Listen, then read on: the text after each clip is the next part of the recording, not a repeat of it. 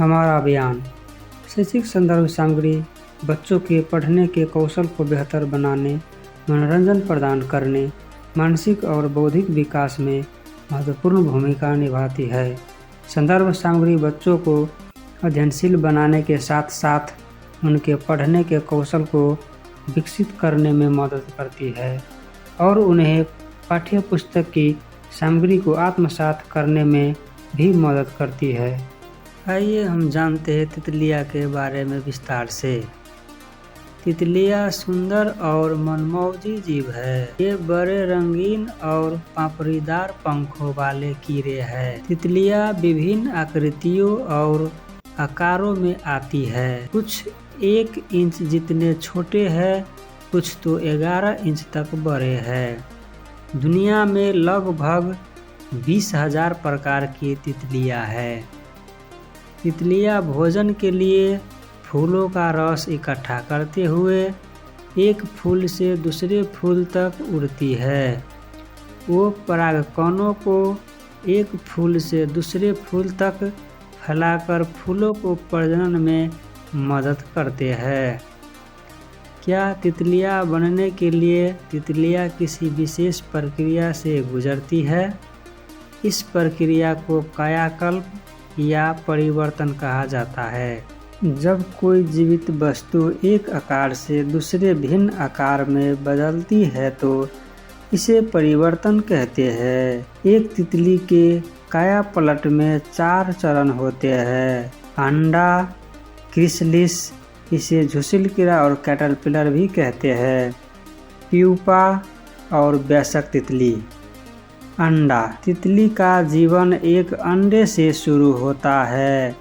Mouth तितलियाँ पौधे पर कई अंडे देती है। बाद में वह पौधा भोजन के काम आता है।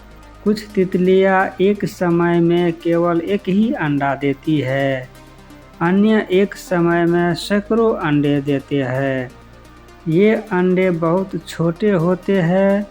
वे लगभग एक तिल के बीज के आकार के होते हैं। झुसिल कीड़ा।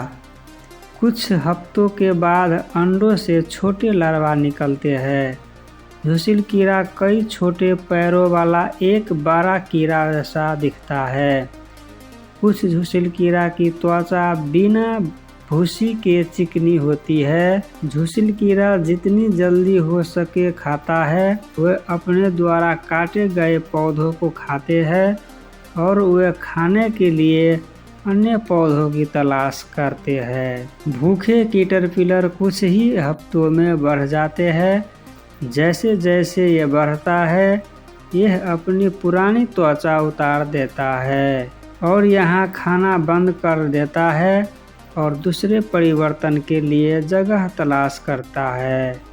आराम करने के लिए झुसिल कीड़ा अन्य जानवरों से दूर एक सुरक्षित जगह की तलाश करता है जो इसे खा सकते हैं। जब इसे किसी पौधे का पेड़ में एकांत स्थान मिलता है तो वह चिपक जाता है और उल्टा लटक जाता है। प्यूपा। तितली के जीवन के इस चरण में कोकून झड़ जाता है और प्यूपा उभर जाता है, जिसे कोशस्थल कीट या गोल्डन लार्वा के नाम से भी जाना जाता है। प्यूपा के अंदर बहुत सारे बदलाव हो रहे होते हैं। प्यूपा चरण 2 हफ्ता से 1 महीने से अधिक तक रहता है।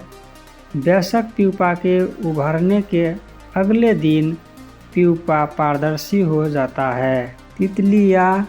अंत में एक वयस्क तितली अपने प्यूपा से बाहर आती है। इसके पंख झुर्रीदार और ठंडे होते हैं। नई तितलियों को अपने पंख सूखने के लिए कुछ देर आराम करने की ज़रूरत होती है और यह दूर दूर तक उड़ सकता है। आप लोग देख रहे हैं ताहिर खान ऑफिशियल चैनल। अगर आप लोगों को वीडियो अच्छा लग रहा है तो लाइक और सब्सक्राइब जरूर करें।